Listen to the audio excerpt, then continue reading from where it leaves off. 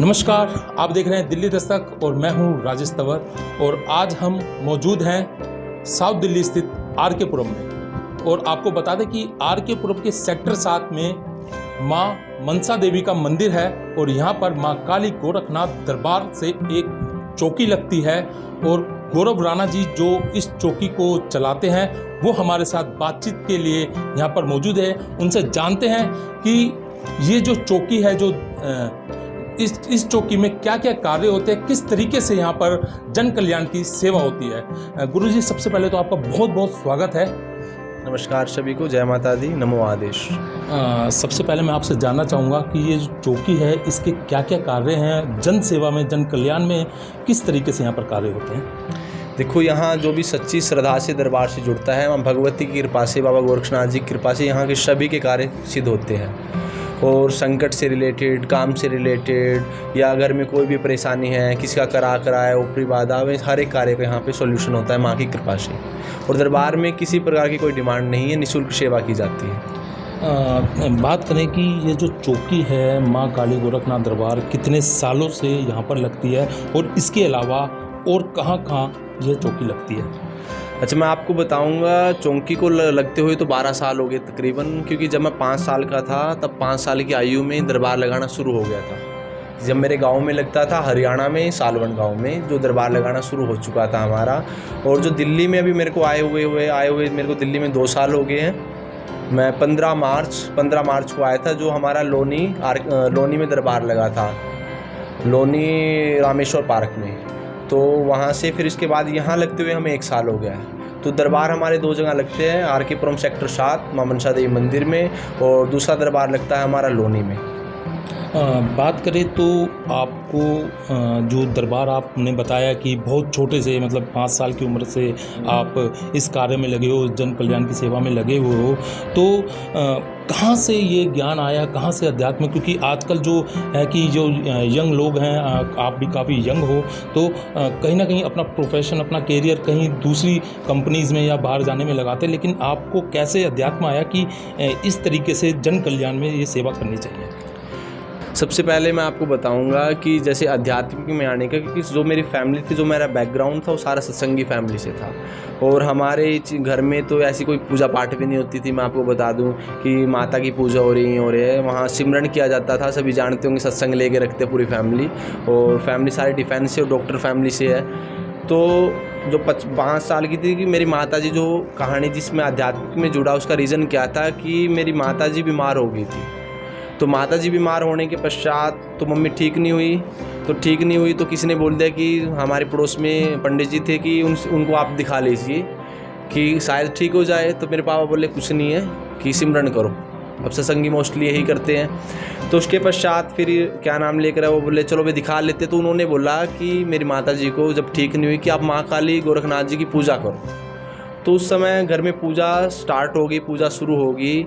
तो मैं एक शिवलिंग लेके आया था, छोटा सा पत्थर लेके आया था, सड़क से बच्चा था तो लेके आया। तो मैंने उसको, मम्मी जैसे बताती है, अब तो मेरे याद नहीं है, कि एक दिन मैंने उसको फ्रिज में रखा, एक दिन मैं उसको बाहर में रखा। जेठ में इतनी गर्मी होती, मैं छत पे लेके चढ़ जाता था उसको कि ये तो मेरा बोड़ा है, ऐसे बोलता था मैं हरियाणवी में कि मेरा बोड़ा है। तो वैसे करते करते मेरा पूजा पाठ में रुझान हो गया। कभी टपली बजाना शुरू कर दिया, थाड़ी बजाना शुरू कर दिया, उस क्रम में लग गया। तो एक दिन वो बोलते थे पंडित जी कि ध्यान लगाया करो, कि माँ को ध्यान लगाओ, जिससे आपकी चीज़ें ठीक होगी, माँ से प्रार्थना करो, प्रे करो। तो उसके बाद मैं एक दिन मम्मी को बोला कि मम्मी मैं आपकी तरह बैठूंगा सेम, हाथ जोड़ के, आँख मीच के। तुम बोली ठीक है, कोई बात नहीं, कि बच्चा है, चलो बैठ जाएगा। तो जैसे मैं हाथ जोड़ के बैठा, तो आज भी वो स्वरूप मेरे याद है। जो हमारे स्टेज से हमारी पैडिया थी, तो उस पर भगवती आई, जो मेरे को लगता है कि माँ थी वो, क्योंकि पूरा लहंगा सजा धजा और इतनी शाइनिंग थी कि मैं उनकी तरफ देख भी नहीं पा रहा था। और उन्होंने ऐसे हमारी पैडियों पे खड़ी हुई और तो उन्होंने ऐसे आशीर्वाद दी। तो उसमें 5 प्रकार की अलग अलग किरणें थी। तो उसके बाद फिर मैं झूमना शुरू हो गया। तो किसी ने बोला कि ये तो भूत है, प्रेत है, ये और वो। तो उसके बाद किसी ने बोला कि राजस्थान जाओ, गोगामाड़ी राजस्थान, बाबा गोरख टिल्ले। तो वहाँ जाके फिर ये शक्तियाँ बोली कि मैं हूँ गोरखनाथ जी, माँ काली, जो इनके साथ शक्तियाँ चलती है, कि हम ये शक्ति है। अगर अपने घर बैठो, किसके पास जाने की जरूरत नहीं है। कि 1.25 महीने 41 डेज तक उन्होंने सेवा मांगी थी कि तुम्हारी परीक्षा है बोल के।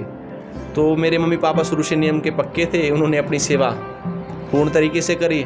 आज माँ की कृपा से जन कल्याण में लगे हुए हैं। तो आपने जिस तरीके से बताया आपका जो बैकग्राउंड रहा है, फैमिली रही है वो डिफेंस में, वो डॉक्टर्स में रही है, कभी आपने सोचा कि मतलब इस तरीके से आप मतलब इस जन कल्याण में मतलब इस तरीके से जो सेवा आप करोगे, कभी आपके दिमाग में कुछ ऐसा या नहीं, फिर? मेरे दिमाग में ऐसा कुछ नहीं था। मैंने आर्मी की भर्ती अभी मारी है बरेली कैंट में, जो मेरा भाई जहाँ से लगा था, बड़ा भाई मेरा आर्मी में है, तो बरेली कैंट से लगा था वो, जाट रेजिमेंट से। तो मैंने वहाँ भी तैयारी करी है, मैंने वहाँ भर्ती मारी घर से, तो मेरा टाइम ठीक आता था, लेकिन वहाँ जाके टाइम ही नहीं आता था।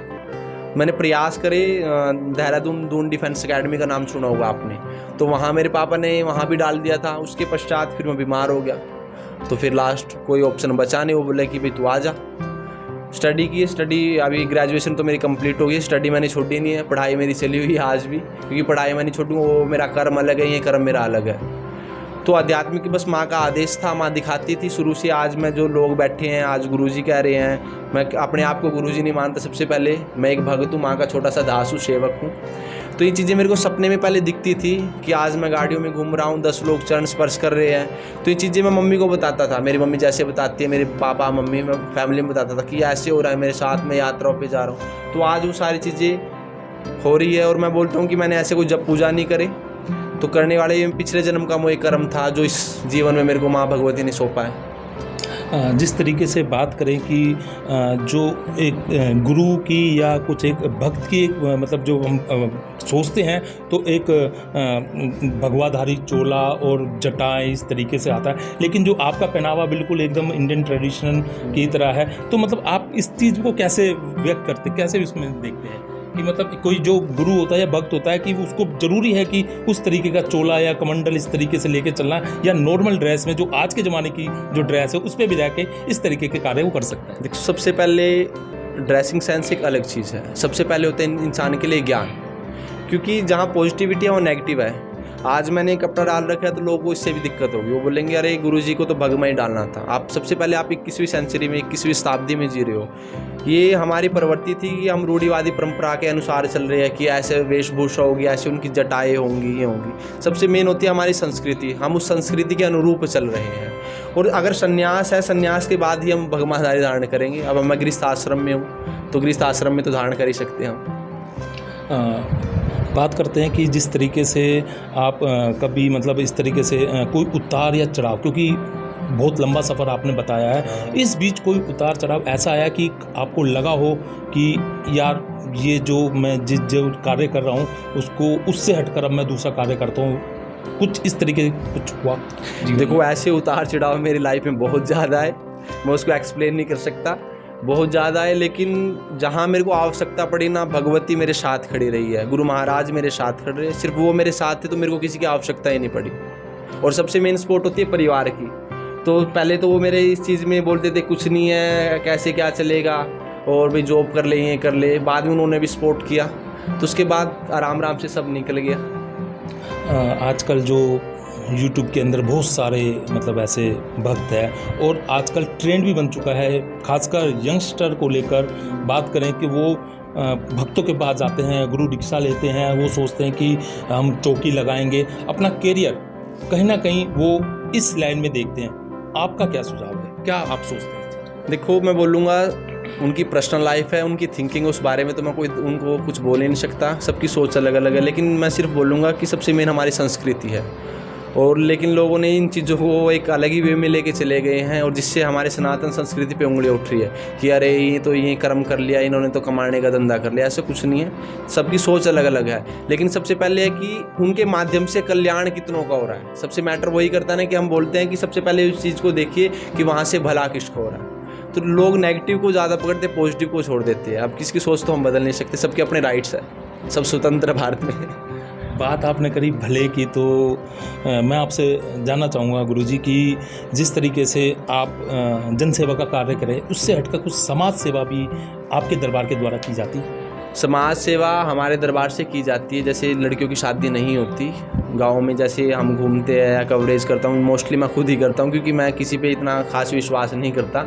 मैं अपने आंखों से देखता हूँ चीज़ों को, तभी मैं उस पर विश्वास करता हूँ। तो जो होता है दरबार के माध्यम से सेवा, लड़कियों की शादी में जो सहयोग होता है वो सहयोग करते हैं। जो जिसको कोई आवश्यकता पड़ती है अन्न की, राशन की, जैसे लॉकडाउन चला, हमने यूट्यूब पे तो डाली नहीं हुई चीज़ें, लेकिन हमने जो हमारे शिष्य थे जिनकी हमने हेल्प करनी थी, हमने उनकी हेल्प करी। क्योंकि जो भी हम करते हैं ना कि बोलते हैं कि अगर हमने दान दिया तो हमारे राइट हैंड से दे दिया, हमारे लेफ्ट हैंड को पता भी नहीं, तो उसी माध्यम से कर रहे हैं, माँ भगवती कराने वाली है।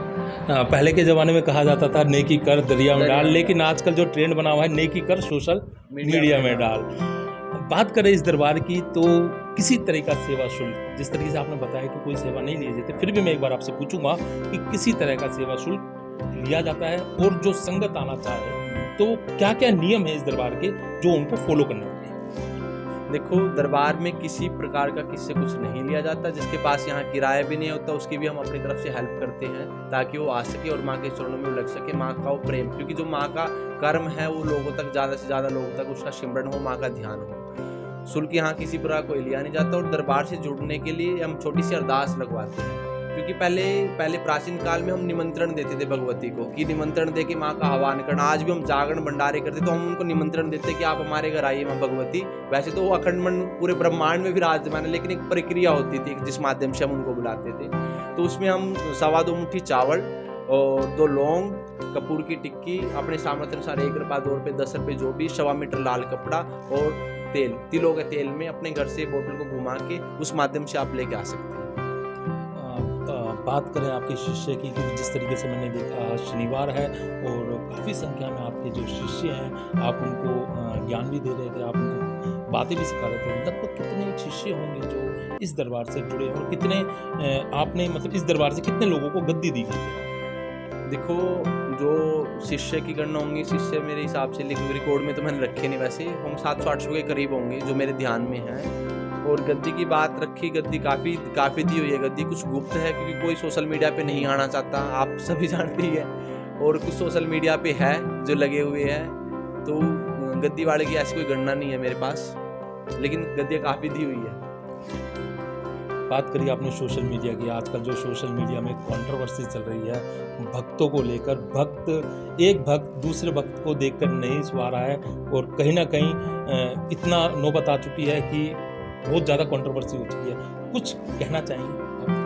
देखो, किसी की पर्सनल लाइफ में या किसी की पर्सनल चीज़ में तो मैं इन्वॉल्व नहीं होना चाहता, लेकिन मैं तो एक चीज़ बोलूँगा कि आपका उद्देश्य क्या है। सबसे पहले देखो, जब हाथी चलता है तो कुत्ते भौंकते ही है। मैं आप एक एग्जांपल दे रहा हूँ आपको, किसी के लिए मैं शब्द का प्रयोग नहीं कर रहा हूँ। तो ये चीज़ें लगी हुई है, लेकिन सबसे मेन आपका टारगेट क्या है, आपका उद्देश्य क्या है, आप किस उद्देश्य लिए भगवती ने आपको किस मैसेज के लिए यहाँ भेजा। आप अपने कर्म पे ध्यान दीजिए। तो दुनिया है, दुनिया तो हर एक, जिसने परमात्मा को नहीं छोड़ा तो हमारी तो औकात ही क्या। परमात्मा को नहीं छोड़ा, इंसान की क्या औकात है। अपने जो शिष्य हैं या अपने आने वाली संगत है, या आखिरी सवाल आपसे, क्या संदेश देना चाहेंगे? क्या मतलब सनातन धर्म के बारे में या दरबार के बारे में क्या संदेश देना चाहेंगे? देखो, मैं संदेश यही देना चाहूँगा, सबसे पहले हमारी संस्कृति है, हमारा धर्म हमें प्रिय है, और हमारा कर्म है, हमारी संस्कृति हमें सिखाती है कि हमें कल्याण करना है, हमें लोगों की हेल्प करनी है। जिस उद्देश्य पे हम अपने शिष्यों को भी यही बोलते हैं कि हम हमेशा दूसरों के काम में आए, ना कि किसी के बीच में कांटा बने। तो हमेशा हमें दूसरों की हेल्प करनी चाहिए, और वो भगवती करा रही है। और आगे बच्चे हैं शिष्य दरबार के, उस चीज़ को धारण करे और लोगों की बच्चों की हेल्प कर रहे हैं। बहुत बहुत धन्यवाद। तो ये थे हमारे साथ गुरुजी गौरव राणा।